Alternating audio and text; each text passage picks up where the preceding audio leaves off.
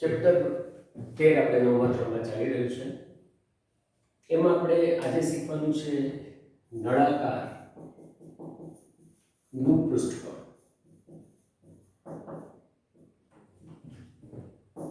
નળાકાર આપણે ઘણા બધી જગ્યાએ એનો ઉપયોગ કરીએ છીએ. નળાકારનો જેમ કે આ બોલપેન છે, નળાકાર છે. પાણીની પાઇપ હોય છે, નળાકાર હોય છે, બંને બાજુથી ખુલ્લી હોય છે. ડબ્બા ઘણા નળાકાર આકારના આવે છે જે બંને બાજુથી બંધ હોય છે. ગ્લાસ નળાકાર હોય છે, એક બાજુથી બંધ અને એક બાજુથી ખુલ્લા હોય છે. બરાબર. ટ્યુબલાઇટની ટ્યુબ હોય છે, નળાકાર હોય છે. તો નળાકાર બને કેવી રીતે છે એ આપણે જોઈએ કે આ રીતનો કોઈ એક લંબચોરસ છે. બરાબર.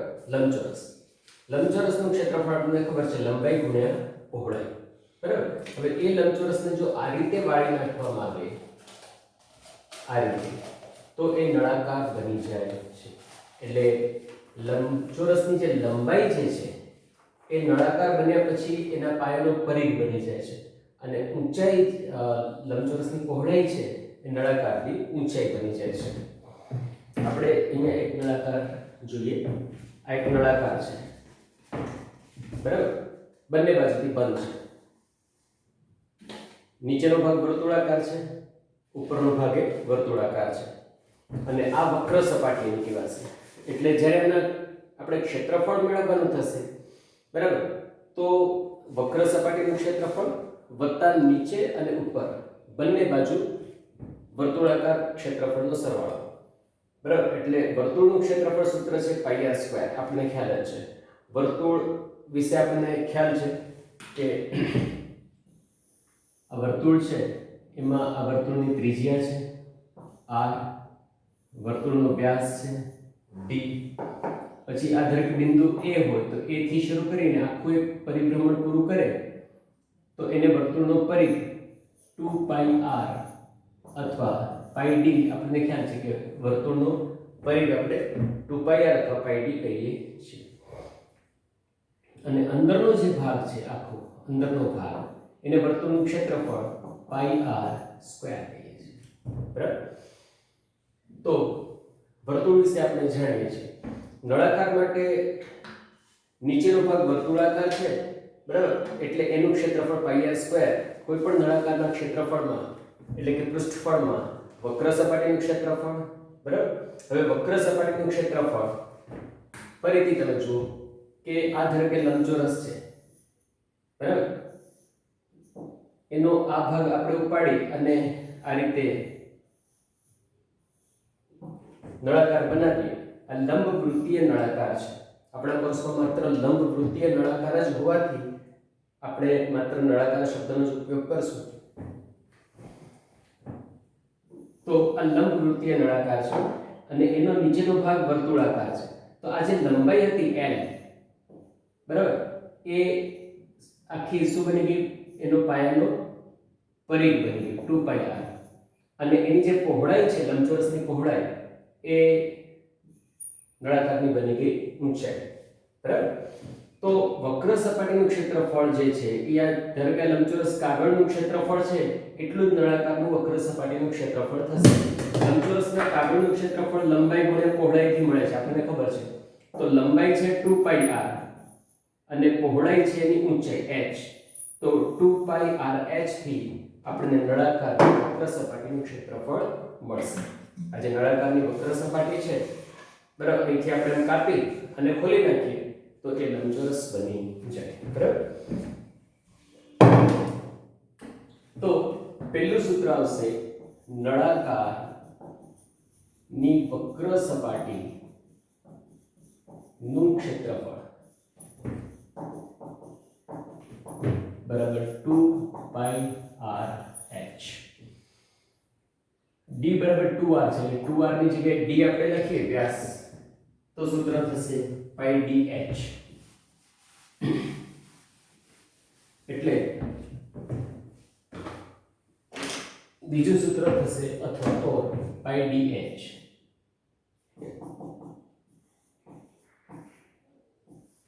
બરાબર. નળાકારની વક્ર સપાટીનું ક્ષેત્રફળ, નળાકારનું કુલ પૃષ્ઠફળ બરાબર 2πrh વત્તા 2πr², કારણ કે એક નીચેનું વર્તુળ થશે નળાકારમાં અને એક ઉપરનું વર્તુળ થશે. એક વર્તુળનું ક્ષેત્રફળ πr² વત્તા πr² એટલે 2πr² થશે. બંનેમાંથી આપણે 2πr કોમન કાઢીએ. 2πr કોમન નીકળશે, કૌંસમાં રહેશે h પ્લસ r. તો આ બે સૂત્રોનો ઉપયોગ આપણે કૌંસ પૂરો કરી. બે સૂત્રોનો ઉપયોગથી આપણે 13.2 ના દાખલા ગણવાના છે. 1 થી 5 દાખલા ગણવાના છે.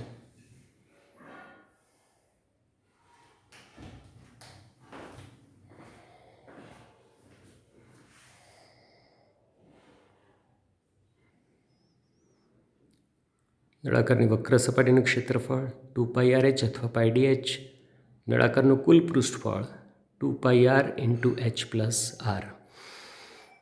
કુલ પૃષ્ઠફળમાં 3 ભાગ આવી જશે, એક વક્ર સપાટી અને એક નીચેનું વર્તુળ અને એક ઉપરનું વર્તુળ. 3 સપાટીઓ ભેગી થઈ અને બંધ નળાકારનું કુલ પૃષ્ઠફળ મળશે.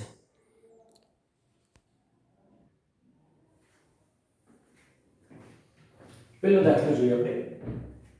એક નળાકારની ઊંચાઈ આપેલી છે અને વક્ર સપાટીનું ક્ષેત્રફળ આપેલું છે અને આપણે પાયાનો વ્યાસ શોધવાનો છે. આ રીતનો નળાકાર છે બરાબર, અને એની વક્ર સપાટીનું ક્ષેત્રફળ આપેલું છે 88 સેમી સ્ક્વેર અને ઊંચાઈ આપેલી છે 14 સેમી. અને આપણે એના પાયાનો ઉપરનું મથાળુંનો પાયો સેમ હોય છે, આપણે એનો વ્યાસ શોધવાનો છે, એટલે કે કેટલો પહોળો નળાકાર છે આપણે શોધવાનો છે. હવે નળાકારની વક્ર સપાટી નું ક્ષેત્રફળ આપેલું છે 88. એનું આપણે સૂત્ર લખીએ તો 2πrh બરાબર 88 થઈ જશે. એમાં 2 ગુણ્યા પાઈ એટલે 22/7, r આપ્યા નથી અને h એટલે 14 બરાબર 88. સાદું રૂપ આપીએ છે ને. ક્ષેત્રફળનું સૂત્ર લખ્યું આપણે 2πrh બરાબર ના બરાબર 88 ના 88 બરાબર ને નીચે બરાબર આવે એવી પ્રયત્ન કરવાનો. 7 દુ 14 થઈ જશે. હવે 22 દુ 44 દુ 88 ગુણાકાર થશે તો 88r બરાબર 88 થાય. 88 સામે ક્યાં જશે? છેદમાં. તો 1 સેમી ત્રિજ્યા. હવે d બરાબર 2r બરાબર 2 ગુણ્યા 1 તો બરાબર 2 સેમી થશે. તો આપેલા નળાકારનો વ્યાસ આપેલા નળાકારનો વ્યાસ 2 સેમી છે. રાઈટ.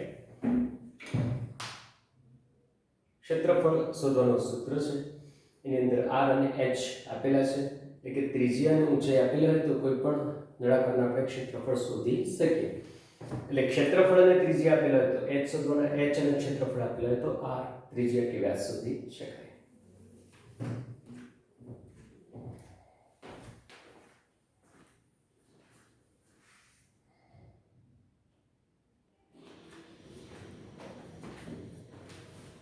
બીજો દાખલો છે.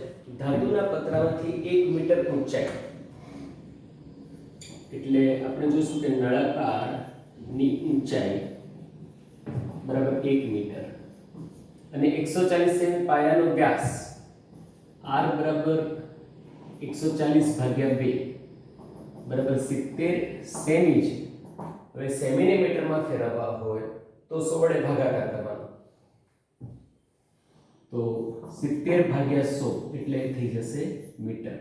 0 0 ઉડી ગયા, 0.7 મીટર થશે ત્રિજ્યા r.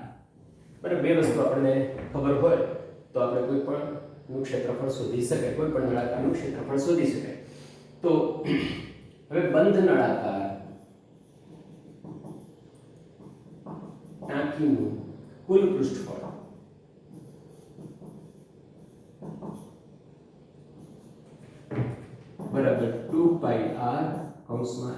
પ્લસ આર 2 ગુણ્યા 22 પાઈની વેલ્યુ 3.14 આપેલી હોય તો 3.14 લેવાની, નહીતર 22 લેવાની.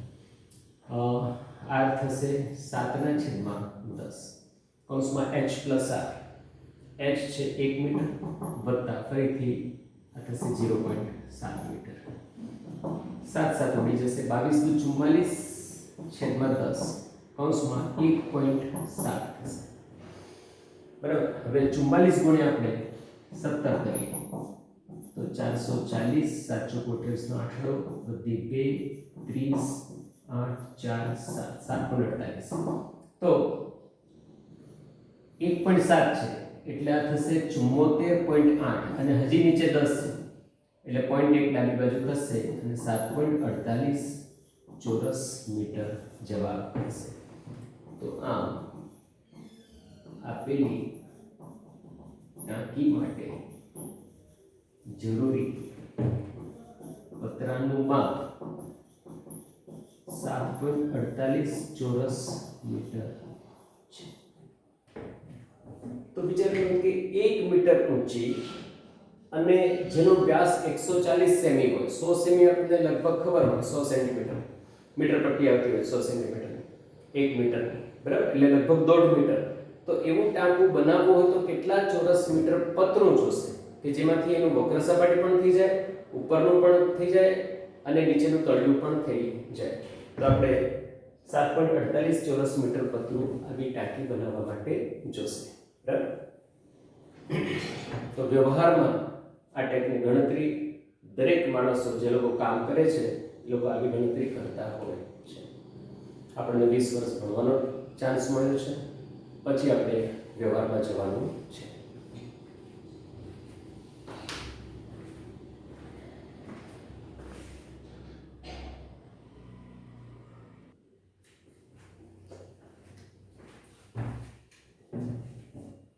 દાખલા નંબર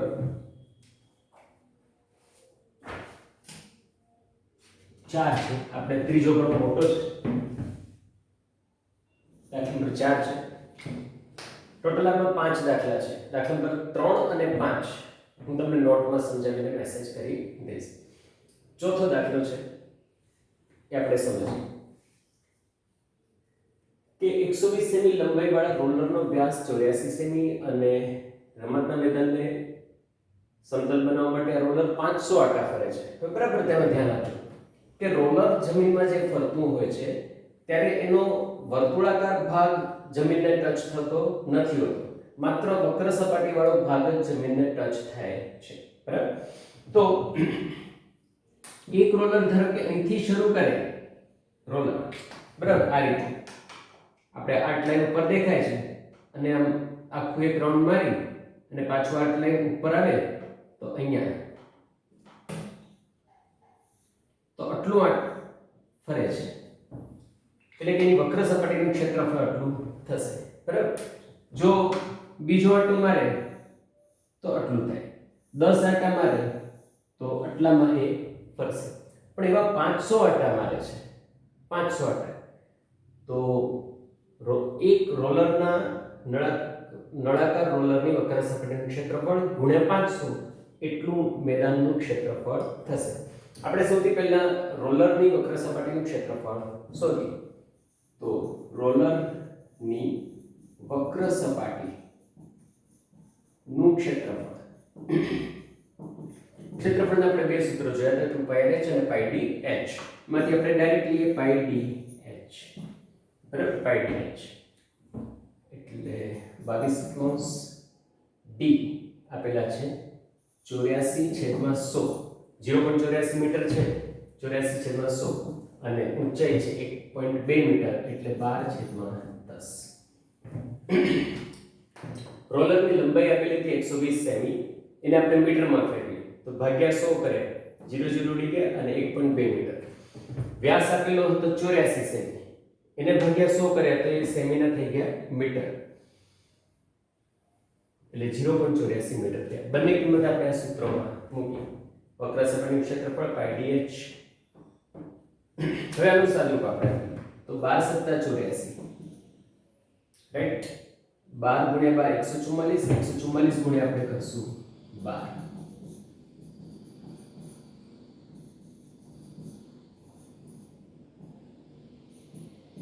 1728 એમાં 3 1.728 થશે 2 ને 3 શૂન્ય છે ને એટલે 3 આંકડા દશાંશ ડાબી બાજુ ખસશે તો આટલા મીટર સ્ક્વેર થયા ચોરસ મીટર અથવા મીટર સ્ક્વેર લખી શકાય હવે રમતના મેદાનનું જે કુલ ક્ષેત્રફળ છે રોલરની વક્ર સપાટીનું ક્ષેત્રફળ એને ગુણ્યા 500 આપણે કરશું આને ગુણ્યા બરાબર તો રમતના મેદાનનું ક્ષેત્રફળ બરાબર 500 ગુણ્યા રોલરના વક્ર સપાટીનું ક્ષેત્રફળ જે આપણે અહીંયા મેળવ્યું છે એટલે 500 ગુણ્યા 1728 છેદમાં થઈ જશે 1000 ફરી પોઈન્ટ કાઢી નાખે 3 તો 3 શૂન્ય વાળી રકમ આવી જશે 2 શૂન્ય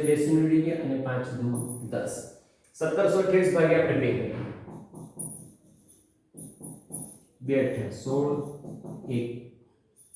16 1 2 12 2 ચોક થશે 864 ચોરસ મીટર થશે તો રમતના મેદાનનું કુલ ક્ષેત્રફળ 500 આટા મારે રોલર બરાબર એના ઉપરથી આપણે ખ્યાલ આવી જાય કે રમતનું મેદાન કેટલા ચોરસ મીટર હશે 864 ચોરસ મીટર રમતનું મેદાન હશે ફરીથી ગણતરી જોઈ લો પાઈ ડી એચ પાઈની કિંમત 22 ડી અને એચ ની કિંમત મૂકી આપણે સેન્ટીમીટર મીટરમાં ફેરવવા પડે 12 × 12 144 12 નો વર્ગ 144 હા 144 ગુણ્યા આપણે 22 કરવાના છે એ 22 કરવાના છે તો 288 થશે 8 8 દુ 16 નો છગડો વધી 1 8 ને 10 ને 11 ને છગડો વધી 1 3168 થશે 3168 બરાબર એમાં આપણે 3 દશાંશ અંક આપ્યા એટલે એક રોલર એક આંટો મારે તો 3.168 મીટર સ્ક્વેર જેટલું અંતર કાપે છે તો 500 આંટા મારશે એક રોલર ત્યારે એનું કુલ પૃષ્ઠફળ થઈ જશે રમતના મેદાનનું કુલ ક્ષેત્રફળ થઈ જશે તો 3168 છેદમાં 1000 500 2000 3168 ભાગ્યા 2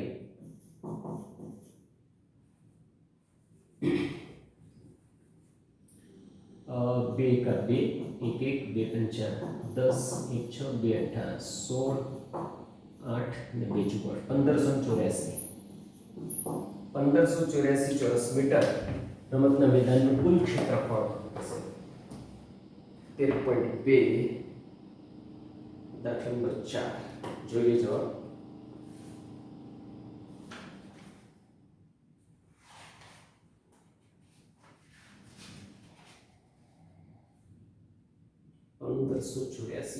આવી જાય છે તો 1584 ચોરસ મીટર એનું ક્ષેત્રફળ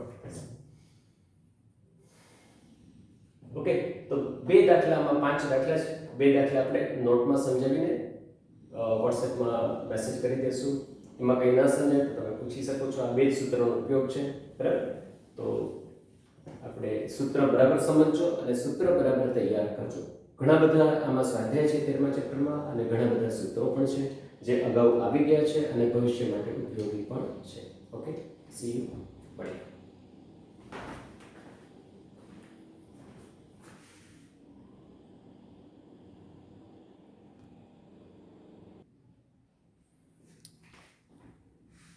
જો રોલરની વક્ર સપાટીનું ક્ષેત્રફળ પાઈ ડી એચ 22/84 છેદમાં 100 અને 12 છેદમાં 10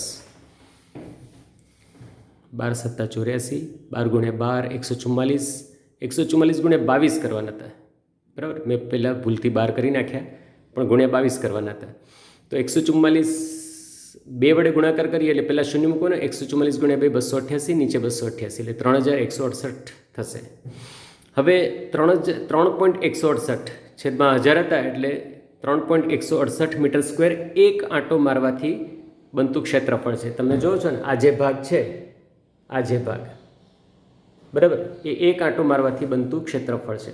એવા 500 આંટા મારવા પડે છે, બરાબર, મેદાનનું જેટલું ક્ષેત્રફળ છે એટલા એરિયા માટે. તો 500 ગુણ્યા રોલરની વક્ર સપાટીનું ક્ષેત્રફળ કરવાથી આપણને રમતના મેદાનનું ક્ષેત્રફળ મળી જશે. તો 500 ગુણ્યા 3.168 છેદમાં પોઈન્ટ કાઢી નાખીએ તો 3168 છેદમાં 1000 થઈ જશે. અને 500 દુ 1000 અને પછી 3168 ભાગ્યા 2 કર્યા તો 1584 ચોરસ મીટર રમતના મેદાનનું ક્ષેત્રફળ હશે. ઓકે.